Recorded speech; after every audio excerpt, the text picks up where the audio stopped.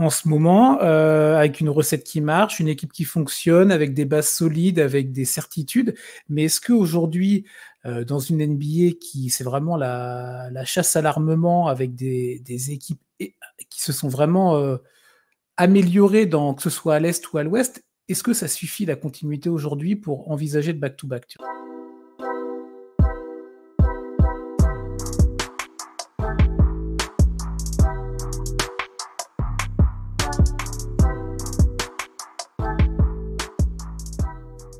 Et salut à tous, bienvenue dans ce nouvel épisode de Step Back, l'émission NBA des équipes de The Free Agent. Cette année, on part sur 2 sessions, rappelez-vous, on a déjà démarré la semaine dernière avec une première émission que vous retrouvez tous les mardis et une deuxième émission que vous retrouvez tous les vendredis avec l'équipe de Yannick. Aujourd'hui, on est en début de semaine et j'ai le plaisir de retrouver Cédric. Comment vas-tu ? Eh ben écoute, salut Chris, salut à tous et à toutes. Ça va très très bien. On est à la veille de la saison NBA, donc c'est que du bonheur. Mais c'est ça. On a passé l'été, ça y est, enfin libéré. C'est ça, on a passé une Coupe du Monde. Hein. Il y a eu une Coupe du Monde qui est passée entre-temps. On va vite l'oublier pour revenir à nos nuits de basket nord-américain. La NBA qui reprend, tu l'as dit, donc là, dans la nuit de mardi à mercredi, avec 2 premières affiches, 100% Ouest. C'est ça. Pour le coup.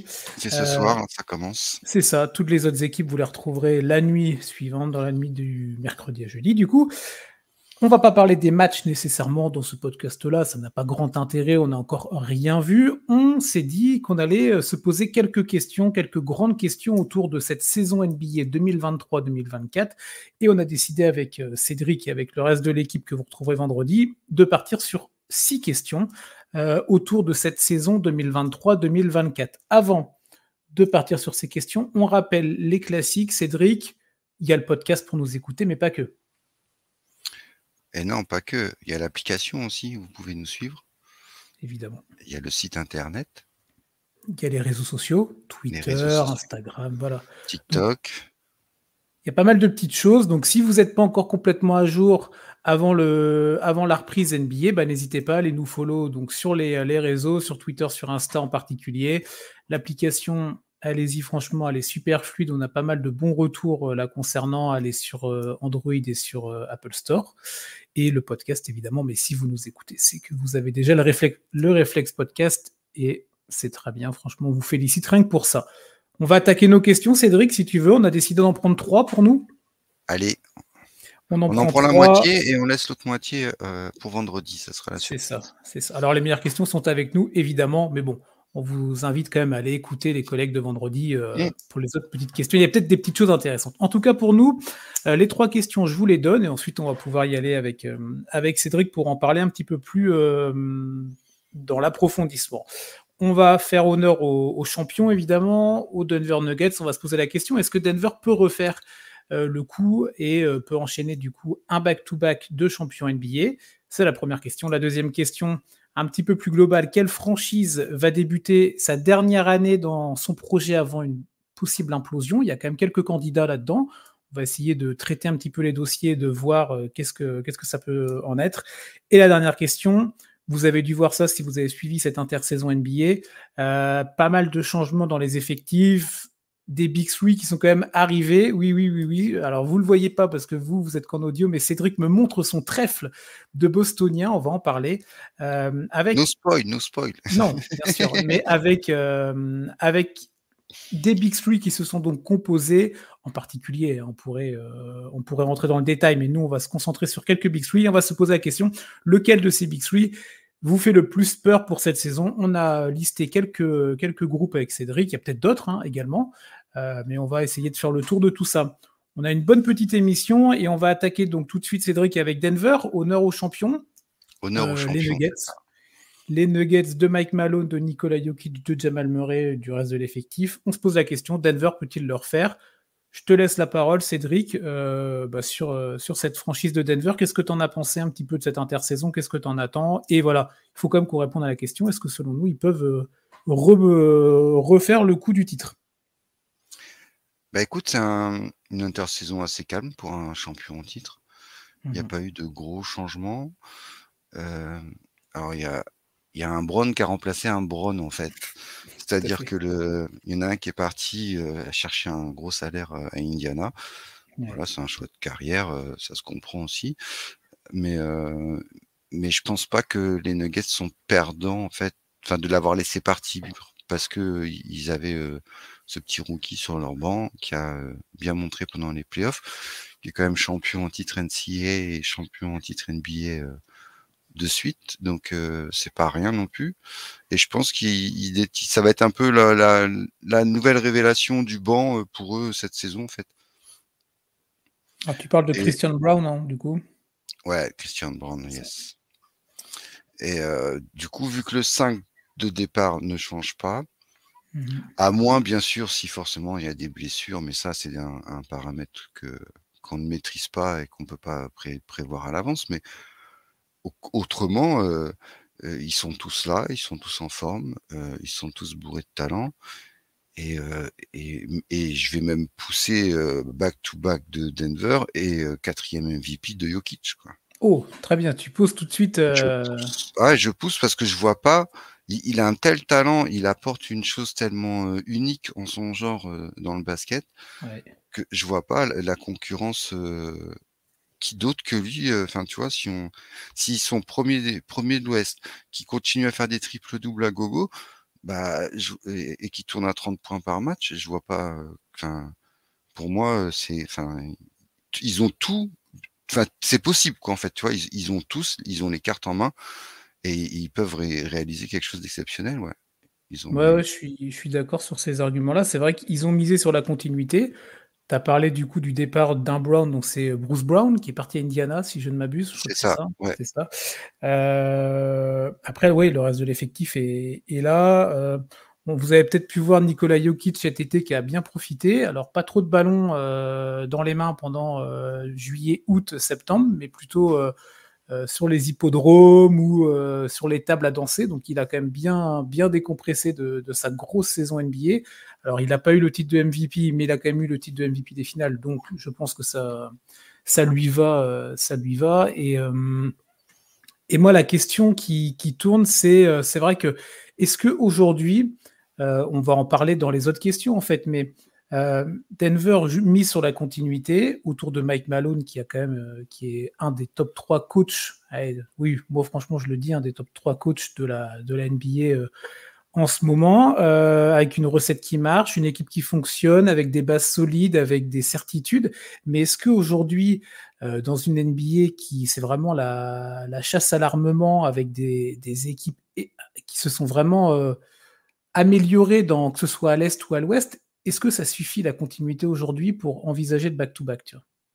Bah, Moi, c'est une question que je me pose. en fait, non, c'est les autres qui sont venus, en allant, s'armer, Oui, bien qui sûr. sont revenus au niveau de Denver, quoi. Mais, Denver, ils sont déjà à ce niveau-là, donc, et après ça se joue sur le talent de ta star, enfin, tu vois? Sur le plus, Ouais. le petit plus, l'ajustement, tactique, en pleine série, enfin, ça se joue à pas grand-chose. Beh, Denver, ils sont capables, ils l'ont déjà montré.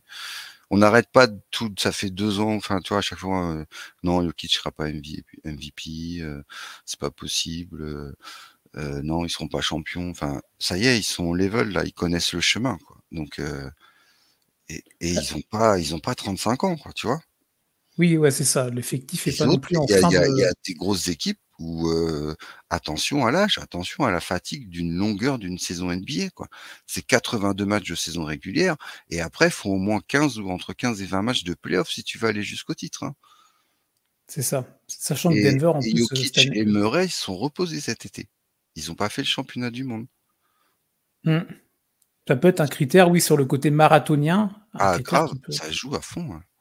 Et comme tu as dit, ils en ont bien profité, quoi, vraiment bien évacué, quoi. Mais Donc, ça, je pense que ça peut être intéressant. Peut-être qu'ils vont avoir une remise en route un peu compliquée, tu vois? Peut-être. Mais de toute façon, oui, l'objectif pour eux, c'est pas le mois de novembre, c'est pas le mois de décembre, tu vois? bah non, c'est ça, ouais. On sait bien qu'en début de saison, les 2 premiers mois, il y a toujours une équipe surprise, Mmh. qui va performer ou surperformer. Mais sur la longueur après, janvier, février et mars, ça rentre dans l'ordre, on va dire, enfin. C'est ça. C'est ça. Est-ce que tu penses que c'est quelque chose que j'ai entendu ici et là? Alors, je suis pas nécessairement d'accord, mais ça peut être intéressant d'en parler. Est-ce que tu penses qu'il peut y avoir une sorte de relâchement, un peu se dire: «Bon, bah, on a eu le titre, on a été au bout du chemin», tu vois? Le côté bon, je vais pas dire qu'on va prendre la saison suivante un peu à la légère, mais tu Bah, sais, alors on y va moins avec le couteau entre les dents, tu vois? pas du tout. OK. Parce que justement, ils ont pas cette reconnaissance-là encore, malgré leur titre de champion. Je pense qu'il Mmh. y a eu trop de ils ont été trop dénigrés, pendant, plusieurs années et les joueurs, ils ont envie de fermer des bouches, en fait Ouais. et Bah, donc on a ils entendu Mike Malone, hein. Rappelle-toi la série contre les Lakers où, tu sais, quand les Lakers ont perdu, LeBron, il a pris le micro, et il a potentiellement parlé d'une possible retraite. Du coup, ça avait fait la une et ça avait éclipsé un petit peu la performance de Denver ah, qui c'est allait en ça. finale NBA, et Mike Malone en avait, et même avant ça, Mike Malone avait souvent dit en conférence de presse que Denver était, sous-considéré, ou en tout cas n'était pas, placé à la hauteur de ses ambitions sur la carte NBA. Donc, Et ça, il y ouais, a rien pour de toi, tel pour générer, tu vois, un groupe. Pour te souder un groupe et bien partir à sûr. la guerre ensemble, il y a rien de tel que cette situation. Donc au contraire, c'est, bah, allez-y, continuez à les nourrir quoi, en fait, quoi. Vous c'est pas la bonne tactique, c'est pas comme ça qu'on va éteindre Denver. Bah, c'est ça, la preuve avec la saison dernière où ils ont été au bout du parcours. Un petit point quand même sur notre star, sur la star des Nuggets, on en a parlé tout à l'heure, Nikola Jokic. Toi, tu le vois continuer dans son style bien à lui, évidemment, il va pas changer de style, hein, c'est du Nikola Jokic, mais tu le vois continuer à être, aussi dominant, on peut se poser la question de pourquoi on n'arrive pas à trouver une solution, tu vois? On peut en trouver des temporaires, mais sur une longueur de saison NBA, on n'y arrive pas. Ouais, moi je vois pas comment, c'est extraordinaire, comme cette intelligence de jeu, ce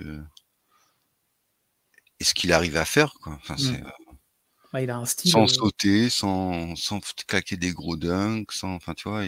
C'est l'antithèse de la NBA depuis enfin de ce que je depuis que je regarde la NBA, c'est vraiment l'antithèse de tout quoi.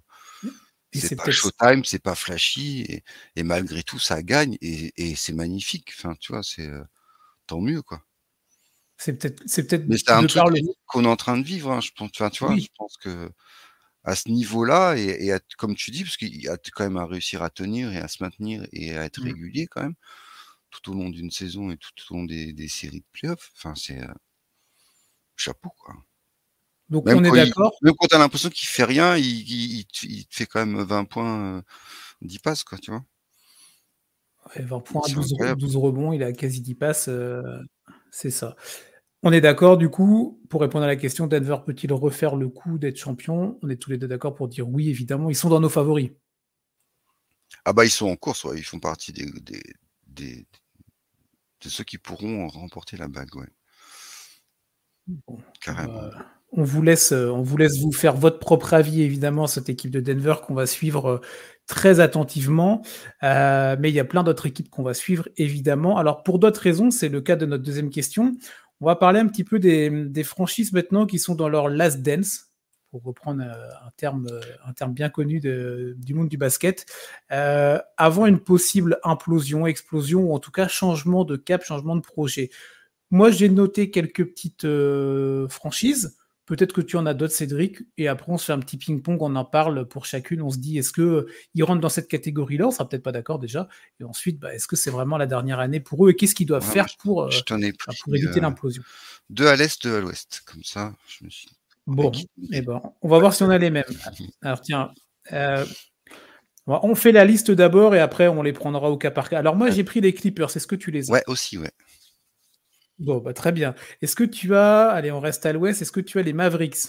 Ah non, Ah, tu as pas? Bah, attends, bon, moi je te donne. Donc j'ai donc Clippers, Mavericks, j'ai noté les Pelicans ah j'ai également. hésité, ouais, les Pelicans, j'ai hésité aussi, ouais. Bon, on fera un petit point sur eux. Les Warriors, Ah non, pas du tout. pas du tout. Bon, bah, très bien, bah, c'est bien. Et après, à l'est, moi j'en ai qu'une, honnêtement, c'est les Sixers. Mais bon, c'est toujours Ouais, le cas avec eux, aussi les mais Sixers et les bon. Bulls aussi.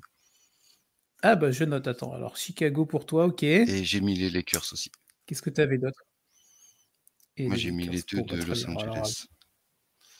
bon, on va faire, on va commencer par tiens, les équipes sur lesquelles on est d'accord. Bah, les Clippers, on peut en parler rapidement.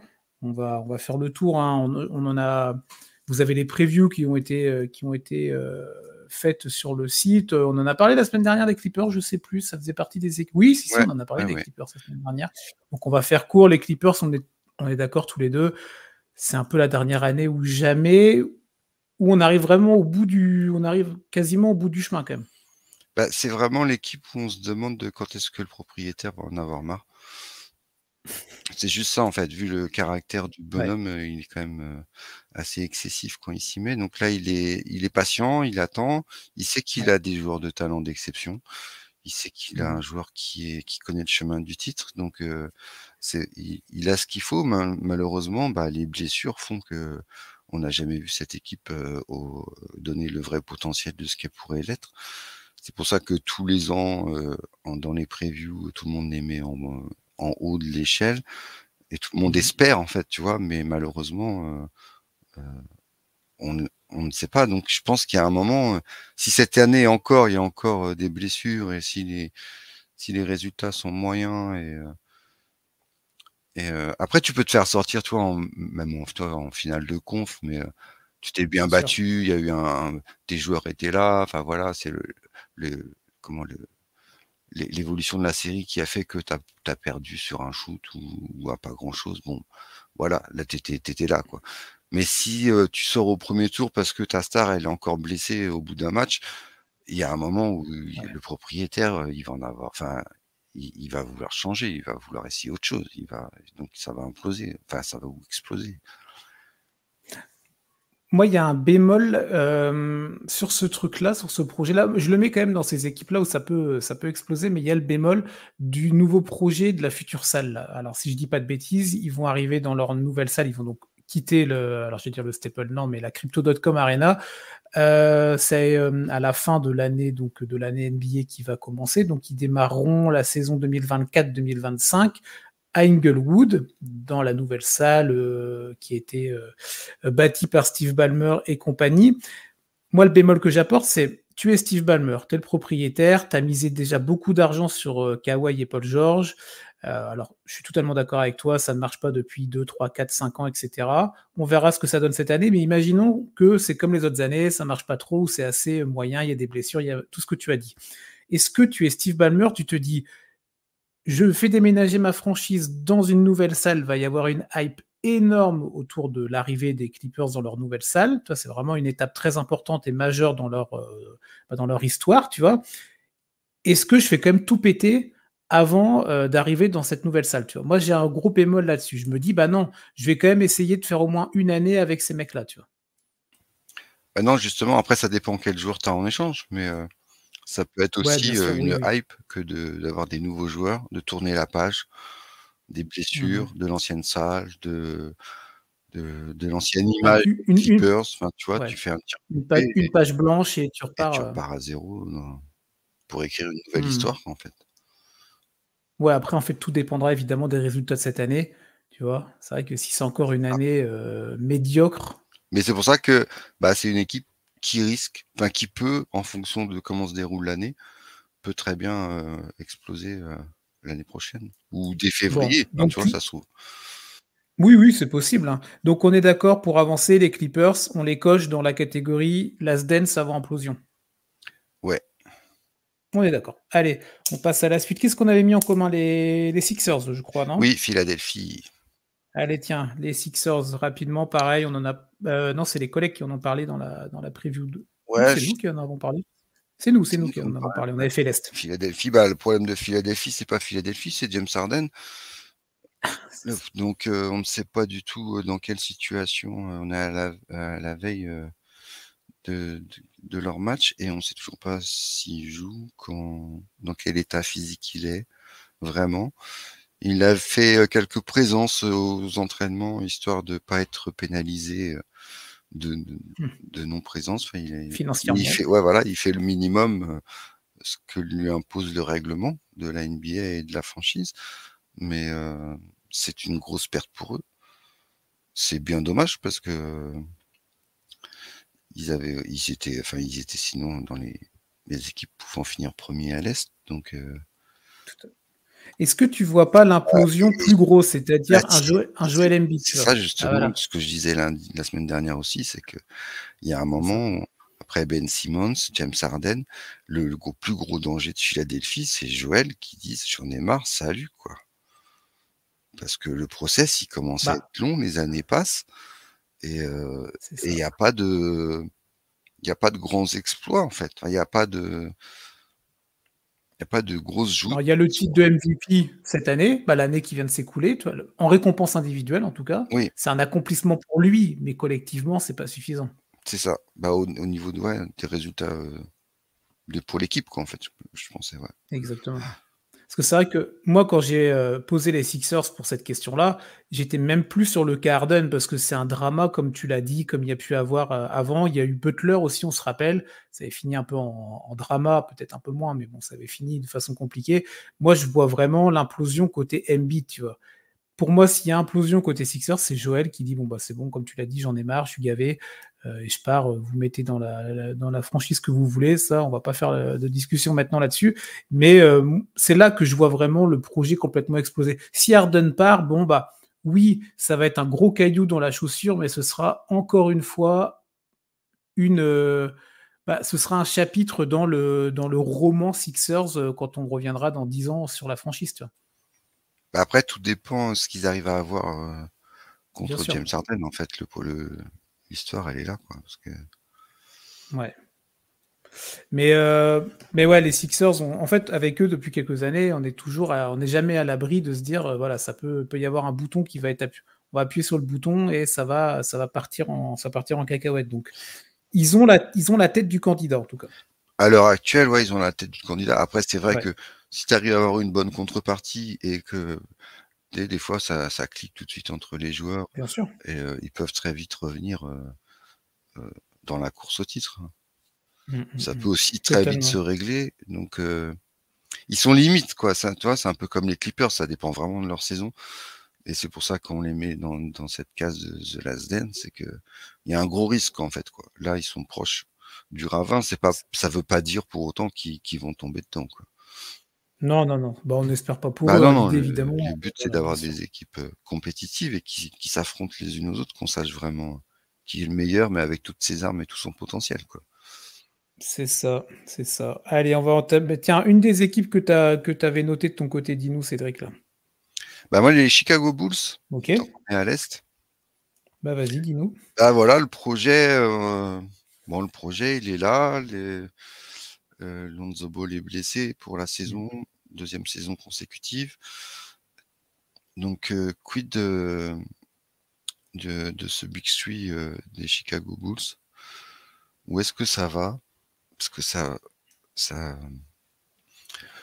joue pas à l'eau du panier, quoi. Donc, il y a un moment où qu'est-ce qu'on fait? On continue, on garde ces gars-là. Quelle est l'ambition du management, tu vois? Parce que si c'est pour être... Oui, bien sûr. Ouais. Si c'est pour jouer, c'est quoi? Ils misent quoi? Ils misent un play-in, tu vois? C'est bon, si on passe le play-in, on est content, on a fait une bonne saison. Je suis pas sûr que les fans de Chicago soient ce genre d'ambition. Non, c'est clair. Au moins que tu vises un top 6, quoi, tu vois. Ouais, une qualif direct en playoff, tu vois. Bah ouais. Mais ça serait bien, enfin, tu vois, dans l'historique des franchises, ça serait bien qu'il y ait Chicago Bulls dans le top 6 de l'Est, ouais, ça serait bien. Mais est-ce qu'ils ont les possibilités, les moyens avec cet effectif-là qui reste quasiment le même que l'année dernière, alors qu'on a quand même des équipes à l'Est qui se sont renforcées, tu vois, que ce soit des grosses écuries ou des écuries peut-être un petit peu plus modestes. Mais moi, c'est vrai que ça fait partie de ces équipes-là. Je serais pas du tout étonné qu'il y ait des changements à la trade deadline ou à l'issue de la saison régulière. Tu vois, je vois bien Chicago qui termine 12e, tu vois, parce que voilà, ça a vraiment été très, très médium. Ça gagne, ça perd, ça gagne, ça perd, et au final, ça perd plus que ça ne gagne. Et bon, on décide de changer un peu les choses. En tout cas, il faut... moi, je suis pas nécessairement fan de cette franchise-là, mais si j'étais un fan ou un supporter, Bah, moi, j'entamerai pas la saison avec un grand sourire. Je me dis: «Bon, bah, si on repart avec les mêmes, est-ce que c'est pas pour refaire la même chose?» tu vois? Bah, c'est ça, puis ça commence à faire long, quoi, enfin, Chicago, quand même. Mmh. Ouais. Jordan, c'est loin, Bah, oui, l'étoile oui. filante d'Heroes, c'est loin. Il y a un moment où, je sais pas, ils ont l'air, satisfaits de ça, mais je pense que, ouais, pour les fans, c'est dur, quoi.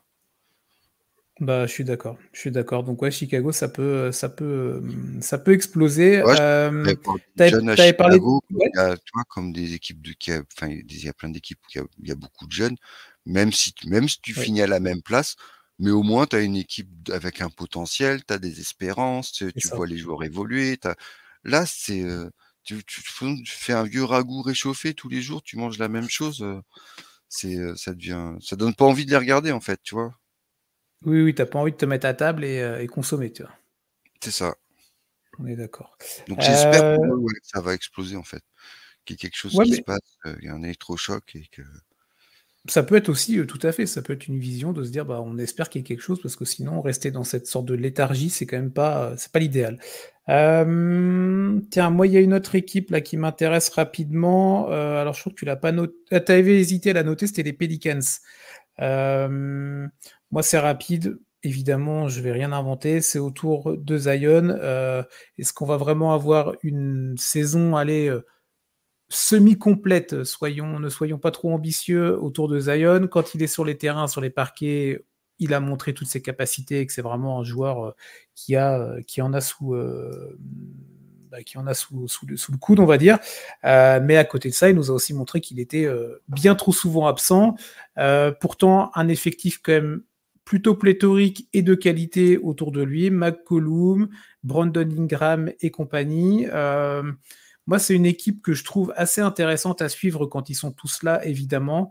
Mais je me dis, est-ce que tu vois, du côté des Pelicans, on pourrait pas se dire, voilà, on entame la saison 23-24, on entend dire que là, Zion, il a vraiment travaillé sur lui. Bon, bref, c'est que des déclats de début de saison. On verra ça sur pièce. On va juger ça sur pièce plutôt. Mais est-ce qu'on pourrait pas se dire, bon, ouais, c'est bon, on en a marre. Ouais, ok, c'est un numéro 1 de draft. Il a fait la couverture de tous les magazines, mais ça marche pas. Donc, vas-y, je te l'envoie où tu veux. Je sais pas, je te l'envoie et YOLO, tu vois. Est-ce que c'est pas quelque chose d'envisageable si, encore une fois, et bah, Zion, il est absent, tu vois? Si par exemple de janvier à avril, il est absent, bah merde, bah pardon, mais tu ouais. en as un peu marre, tu vois? Non, c'est clair. C'est clair qu'il il a gros à jouer cette saison. Surtout qu'on a bien vu quand les Pelicans sont au complet, au début de saison l'année dernière, ils étaient premiers à l'Ouest. C'est vrai. Après, les blessures sont venues, toucher les uns et les autres parce qu'il y a pas que Zion, hein, Mmh. qui a été blessé au cours de la saison. Bien sûr. Ils ont Mmh, un ouais, sacré Ingram a pas karma mal, niveau tapé. blessure. Donc, Ingram, Jones aussi, Ouais. heu, donc, non, non, mais c'est vrai que, bah, ils ont de l'expérience, ils ont des jeunes prometteurs qui évoluent, qui progressent depuis, 2 ans, 2-3 ans. Donc, Mmh. pourquoi pas, ils peuvent très bien dégager juste Zion et continuer, à avoir une équipe compétitive, Oui, parce que là, tu peux envisager de récupérer quand même, de la contrepartie, tu vois? carrément, ouais. Tu vas C'est avoir pour des ça que équipes qui vont moi dire: je l'ai «Bah non, tu nous vois, attends, on va lui» j'ai hésité à la prendre parce que je me dis: «C'est pas vraiment ouais. une reconstruction, quoi». Tu vois? Je pense que la base, Ouais, ouais, tu je vois, le comprends. coaching, il y a une base de joueurs qui est bonne, qui est saine, qui s'entend Mmh. bien OK. et qui jouent bien ensemble. Donc, tu vois? Mais oui, par contre, Zion, oui, on va voir son état de santé. Mais après, attention, parce que s'il se reblesse là cette saison pendant, on va dire, 3-4 mois, ou s'il rate Ouais. plus d'un tiers des matchs, bah, après derrière, il va falloir le vendre parce que tout talent qu'il a, enfin, Oui. tu vois, l'équipe en face, elle va se dire: «Bah, attends, tu Bien me sûr. donnes un joueur qui joue un tiers des matchs, je vais pas te donner mon joueur all-star en échange, quoi», tu vois? Donc il y a ce Ouais, ouais, bien risque-là sûr. Oui, aussi, oui, quoi, tu vois? évidemment. À quel moment enfin, faut pouvoir le vendre au bon moment pour essayer d'en avoir la meilleure contrepartie, quoi. Exactement. Donc, ça peut être une sorte d'équipe qui peut entamer ça. On va pas la mettre comme la favorite, comme celle qui va exploser à la fin de la saison, mais en tout cas, elle peut être dans les petits papiers, dans nos petits papiers. Une dernière équipe, tiens, Cédric, tu parlais des Lakers? Ouais, les Lakers. Alors moi, j'y ai pas du Bah, en tout fait, pensé, mais du coup, je suis je vais faire curieux très d'avoir ton vite. En avis. fait, c'est par rapport à, tu sais, la déclaration que tu disais, suite au sweep, l'année dernière, où LeBron parle OK. de retraite. LeBron, quand il dit un truc, en Mmh. général, il le dit pas par hasard. La dernière fois qu'il a dit, je sais pas si vous vous rappelez, il y a 2 ans, il a dit qu'il avait quand il avait une blessure, il avait dit qu'il pourrait plus jamais, enfin, qu'il pourrait plus retrouver le niveau qu'il avait, et on le voit depuis, Mmh. il a, c'est pas qu'il a régressé, mais il s'adapte. Enfin, il y a des choses il peut plus enchaîner, enfin, il peut plus, il a beaucoup plus de mal, mais ça, c'est aussi dû à l'âge, enfin, tu vois? Garder le niveau Bah, qu'il oui, a oui, à son âge, ça reste extraordinaire, donc tout à fait. mais moi, je me dis, si, il se refait sweeper l'année prochaine, peu importe contre qui, il y a un moment, tu vois, pour sa legacy, c'est pas bon. Donc il y a un Ouais. moment, faut peut-être que j'arrête, quoi, en fait, tu vois? Ouais, ne pas faire la saison de trop, tu Voilà, vois? c'est ça. Là, il est limite. S'ils gagnent, bah, ou s'ils font un bon parcours, mais que pas de, enfin, tu vois, pas de problème, les Lakers, ça continuera à être Ouais. les Lakers, quoi, mais il y a cette lassitude-là qui, tu vois, qui il a laissé une porte entrouverte, là, à la fin des playoffs l'année dernière, et je me dis qu'avec une saison de plus, en fonction de comment ça se passe, tu vois, c'est pareil, si Anthony Davis est blessé la moitié de la saison, bah, et que LeBron est obligé de tout faire, bah, tu vois, il y a un moment aussi, ils vont en avoir marre d'avoir le poids de tout, quoi. Donc Ouais. heu, donc attention, ouais, ça peut très bien, et puis les Lakers, ils ont ce pouvoir d'attraction, tu vois? Et s'il y a un Joel Embiid qui demande son transfert, Mmh. je sais pas pourquoi, mais enfin, ça va encore tomber chez les Lakers, quoi. Oui, ah bah, c'est clair que oui, les étoiles de Los Angeles brillent, partout, partout dans la ligue et pour beaucoup de joueurs évidemment, bon, c'est normal vu le palmarès de cette franchise, mais ouais, OK, j'entends la logique et la construction de ton argumentaire, moi, j'y crois pas vraiment, dans le sens où alors évidemment, oui, bon, si Heidi est blessé pendant les 7 prochains mois, ça va être compliqué évidemment, mais en partant du principe que ça se passe bien, même si ça se passe moyennement, je vois pas. Il y a quand même eu des garanties de la part du staff avec bah, Heidi qui a été re-signé pour 3-4 ans. Il y a une extension en tout cas qui a été signée en mode bon bah LeBron, on veut que tu restes là, tu vois. Le projet c'est Heidi. Il l'a dit aussi que la tête de gondole c'était Davis évidemment. Euh, je, je vois pas. Bah, pour moi, Ouais, tu vois, Davis, je le mets dans la même case que Zion, quoi. bah, ça tombe bien. Les deux ont l'historique Pelicans. Ouais, Tu vois, il y a vraiment le côté chat c'est des noir. joueurs, et enfin, Ouais, à être mais trop blessés à un moment, enfin, tu vois, les gens, ils vont bien vouloir sûr. les zapper, quoi. Ouais, ouais, je sais pas. Moi, je mettrais perso, je mettrais pas les Lakers dans cette catégorie-là. Après, j'entends ce que tu dis. Mais je leur souhaite pas, hein, c'est pas parce que je suis fan des Hem, Celtics que je dis ça, hein. non, bien sûr. Oui, oui, c'est bien, c'est bien. Mais non, mais par contre, là où je suis totalement d'accord avec toi, c'est sur, les déclats de LeBron. C'est vrai qu'en général, quand il parle, je pense qu'il y a quand même, allez, 95 des choses qu'il dit, c'est vraiment réfléchi. Il y a très peu de déclats dans les 20 années, 21e année NBA de LeBron où il a dit beaucoup de cagades, hein. Franchement, c'est pas là-dessus. On peut pas lui faire beaucoup de reproches sur ses déclats et sur ses prises de parole. Quand il parle, c'est toujours pour dire des choses, alors pertinentes ou pas, chacun a son avis, mais en tout cas des choses réfléchies, tu vois? Il sort pas des trucs à l'emporte-pièce. Donc affaire à suivre, on va voir, Ouais, c'est ça, affaire à suivre. Donc là, on a cité quand même pas mal d'équipes. Il y en a d'autres, hein, qu'on pourrait aborder. Heu, on reprend évidemment, hein, le petit principe, sauf pour les Bulls où on tu avais dit n'espère Dallas, pas, que les choses ouais, il y avait Dallas. Il y avait mais Dallas, j'ai pas pas pu parce que, penser à Dallas. Kyrie Irving, en fait? bah, Ou ouais, Lucas bah, lui en carrément fait, qui demande, Luka, un ouais, peu moi, comme je Joel mets Embiid qui en a marre, et exactement.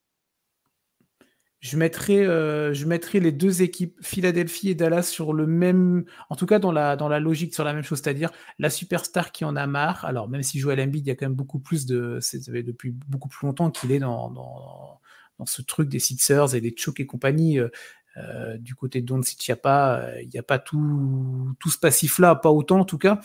Mais je pense que par contre Doncic est beaucoup moins, patient qu'un Embiid et pourrait dire: «Ah c'est bon, on a testé avec Kyrie, ça marche pas, Kyrie il est reparti parce qu'il voulait aller aux Lakers», tu vois? Bon là on est beaucoup dans la science-fiction, tu vois évidemment, mais en gros en gros, le projet Dallas me convient plus. Je m'appelle Lucas, je sais que je peux aller où je veux et 29 autres franchises vont être intéressées par moi. Donc, bah vas-y, banco, je demande à partir. Je vois bien un truc, je vois bien un drama, je vois bien un drama. Je ne l'espère pas évidemment, comme pour toutes les autres franchises, mais moi je pense que ça sent pas la sérénité à Dallas, tiens. Bah, moi, je pensais ça l'année dernière quand j'ai vu Kyrie Irving arriver. Ouais, Je me ouais. dis, il va foutre il va tout faire exploser. Et puis, Kyrie a prolongé et puis, tu vois des images où les 2 ont l'air enfin, ça rigole, enfin, Mmh. je sais pas, en fait, Kyrie, je le trouve, beaucoup plus détendu. C'est peut-être, tu vois, le fait d'avoir, je sais pas, un Mark Cuban en propriétaire, enfin, ou je sais pas. Je me dis peut-être il a peut-être trouvé sa place enfin, son rôle aussi, tu vois? Il a plus non plus sous les feux de la rampe. Il y a Lucas à côté et en même temps, et on lui donne le ballon pour qu'il puisse faire ce qu'il fait le mieux. Donc, Ouais. et puis je suis très impressionné par leur pivot en fait, qu'ils ont, le rookie qui vient d'arriver à Dallas là. OK. Alors après c'est juste un rookie et la saison est longue, mais 2,16 m quand même le bonhomme qui Oui, et sur les alley-oop, il est pas maladroit. Alors je me dis avec Lucas à la manette, ça peut être pas mal, ouais. ça peut, ça peut être une grosse explosion cette année et ça peut leur apporter ce qui leur manque, c'est-à-dire un big, dans la raquette, quoi. OK. Donc tu es plus serein que moi sur les Mavs? Ouais, en ce début de Ouais. saison, ouais, carrément, ouais. OK. Bon, bah, on verra ça. On va voir, Mais dites-nous, au hein. mois de juin, je l'étais pas du tout, hein. Enfin, tu vois? Donc c'est vraiment l'intersaison, quoi, qui me fait dire que ouais, pourquoi pas, en fait, finalement, à voir. OK. Bon, et ben, on verra ça au fil de la saison. Dites-nous, hein, sur les réseaux, si vous voyez une franchise qui peut imploser plus qu'une autre, évidemment. On va attaquer notre dernière question. Cédric, dans notre podcast du mardi, là, 1er podcast de la semaine, on vous rappelle, autour de cette reprise de saison NBA. Alors, quel Big Three vous fait le plus peur, mais dans le sens dans le sens vraiment, oh là là, ils vont performer, hein, pas dans le sens vous fait peur, dans le sens où ça va pas marcher, attention. Vraiment le trio qui peut vraiment dominer ou vraiment faire peur à beaucoup d'autres franchises. Quelques candidats, je les nomme rapidement et après on va balayer ça, Cédric. Alors moi j'ai noté évidemment le Big Three du côté de Phoenix avec Bradley Beal, Devin Booker et Kevin Durant. Euh, du côté des Warriors avec Curry, Thompson et l'arrivée de Chris Paul. À Milwaukee, on a du Damian Lillard, du Chris Middleton, du Giannis Antetokounmpo. On peut parler de Boston évidemment avec Jason Tatum, Jalen Brown et alors moi j'ai pris Kristaps Porzingis.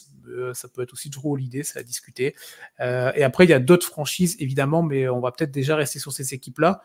Sur quel trio tu veux te lancer Bah déjà quel trio parmi ceux-là, voilà, plutôt la question comme ça. Est-ce que tu es d'accord avec ces quatre-là? Et parmi ces quatre, lequel tu te dis, oh, ok, je dois les affronter ce soir, ça va être compliqué. Bah, tu l'as dit dans ta présentation, tu as hésité entre Porzingis et Giroud.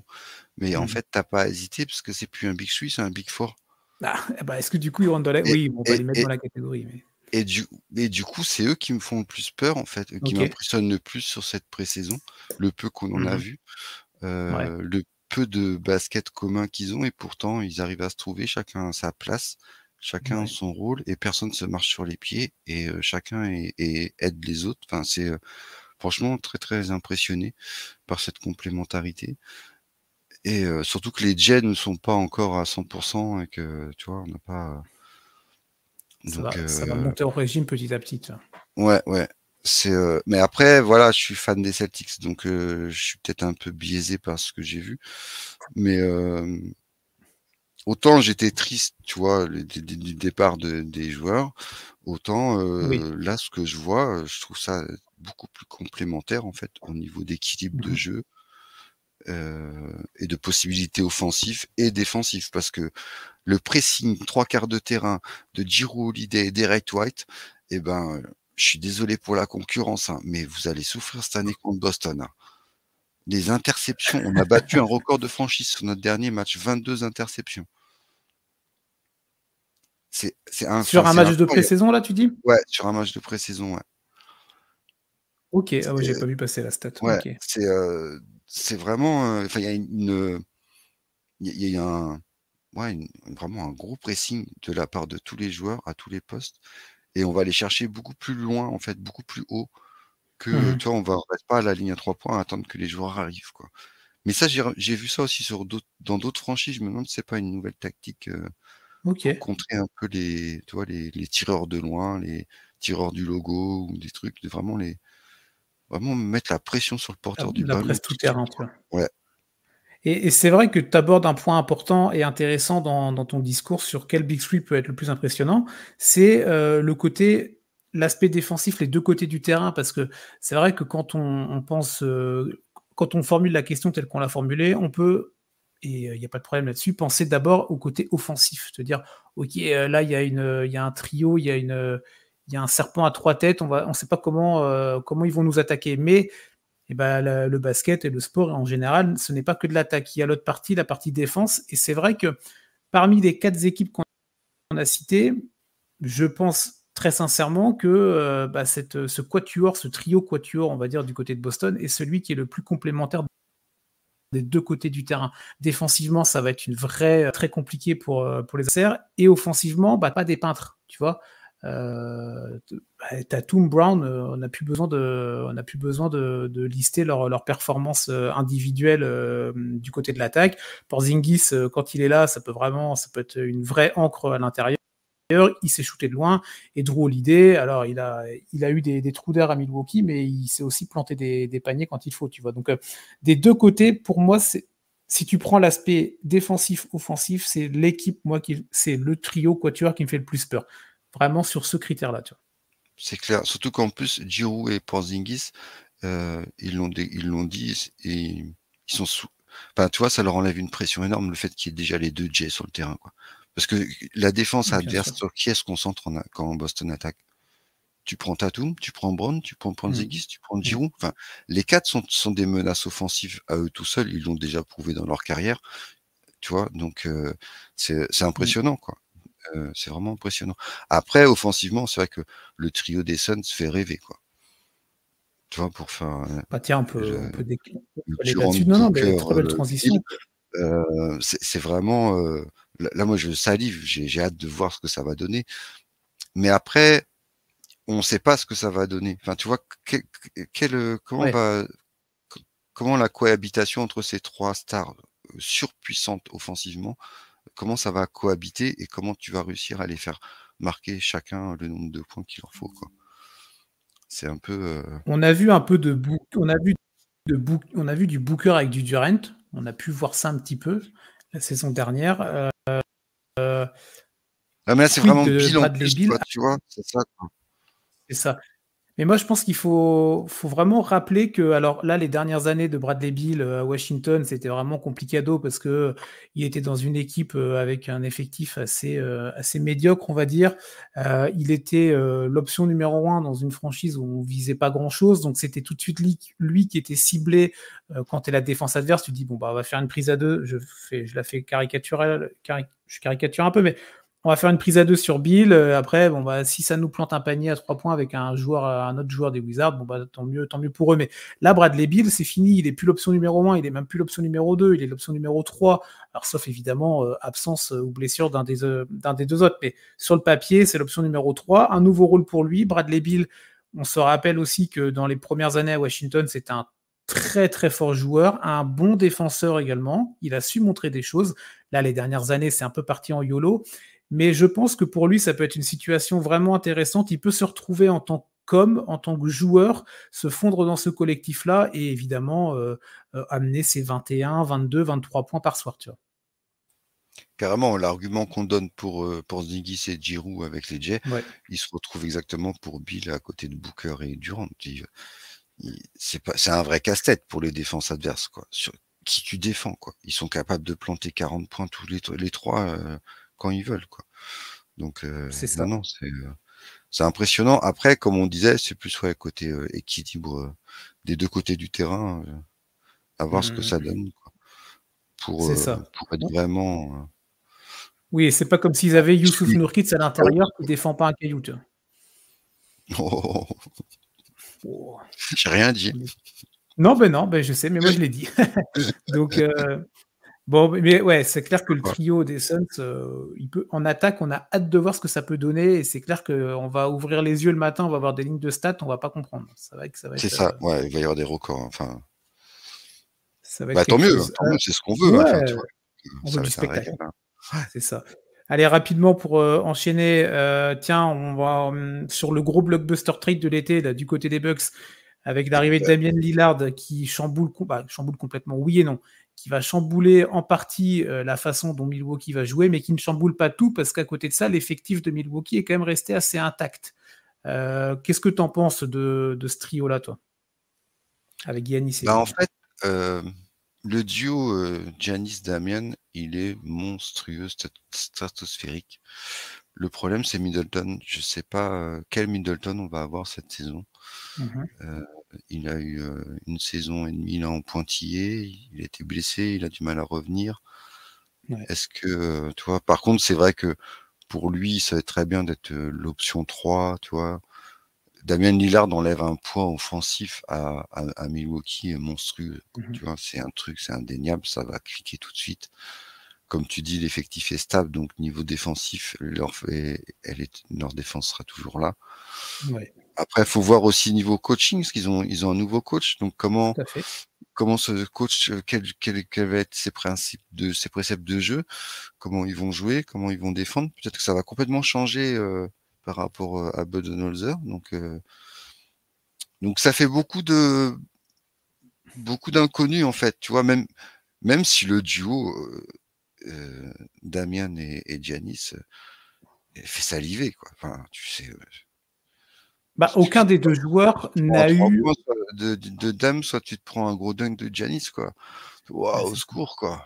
Ouais, ouais. Non, mais c'est vrai que, autant pour l'un que pour l'autre, ils ont jamais eu un joueur un coéquipier d'un tel calibre. Alors Yanis a eu un collectif autour de lui, il a été au titre, tout ça, évidemment, mais il a jamais eu un mec, de la hauteur de Damian Lillard, et la menace qu'est Damian Lillard et encore plus Lillard n'a jamais eu un mec et un collectif comme les Bucks, C'est ça. avec lui. Donc très, très curieux. Moi, je suis très hypé par ça.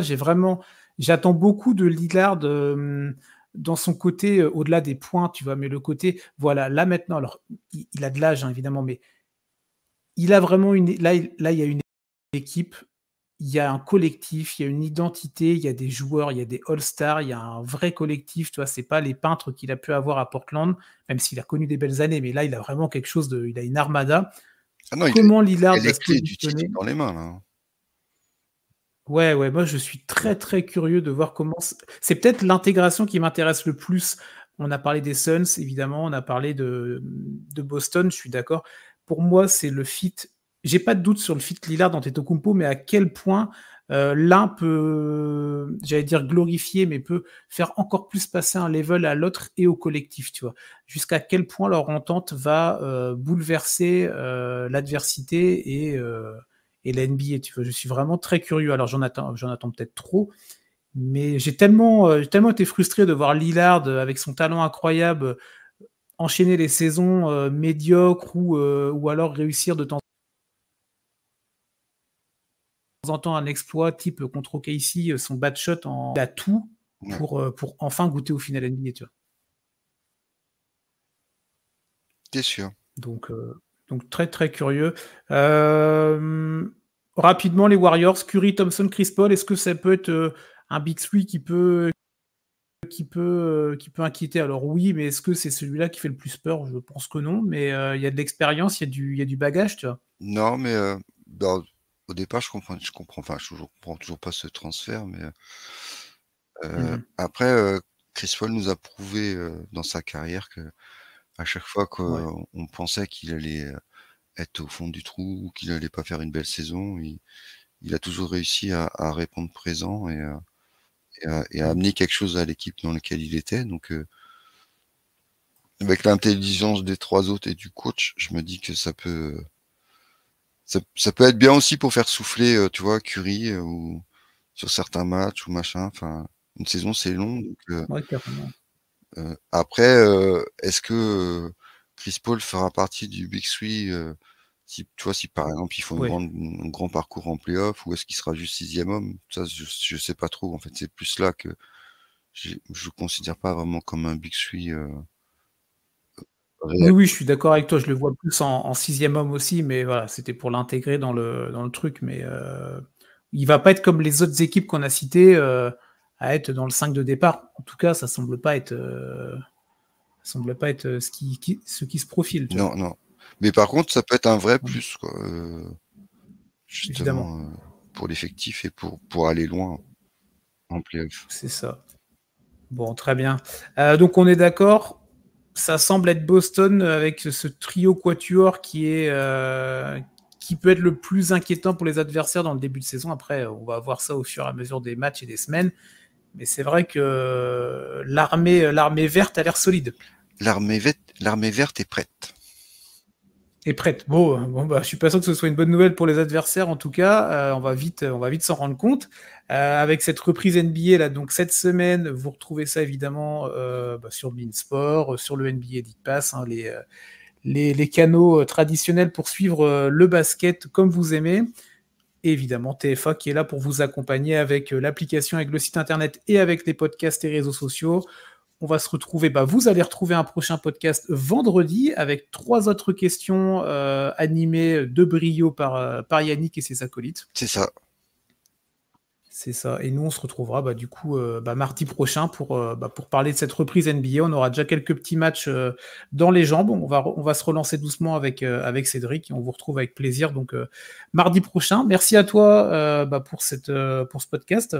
Merci à toi, merci à vous d'avoir écouté. Régalez-vous bien pendant une semaine de NBA.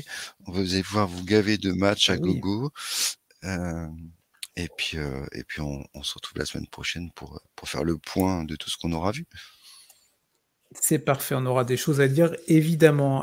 Très bonne journée à vous, profitez bien, bonne reprise NBA et à la semaine prochaine et surtout à vendredi pour Step Back, épisode numéro 2 avec l'équipe de Yannick. Bonne semaine à vous, Ciao, ciao. ciao.